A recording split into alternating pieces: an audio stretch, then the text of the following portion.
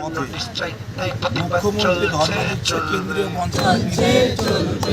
বাংলার যুবকরা যে দীর্ঘদিন এই ৬টা বছর আমাদের জীবন থেকে কেড়ে নেওয়া হয়েছে।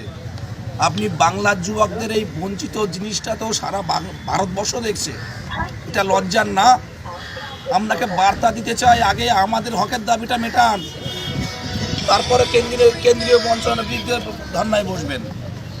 এই চারটে দিন এখানে বসে আছে, আপনাদের একটা আধিকারিকের ক্ষমতা হলো না একটা বার দেখা করার, যেখানে বিরোধী সবাই আসছে এখানে।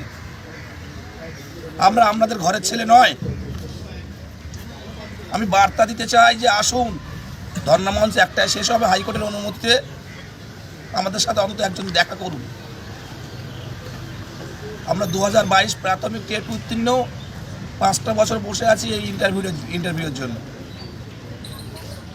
বিদেশ গাজী 2022 প্রাথমিক টেট পাস।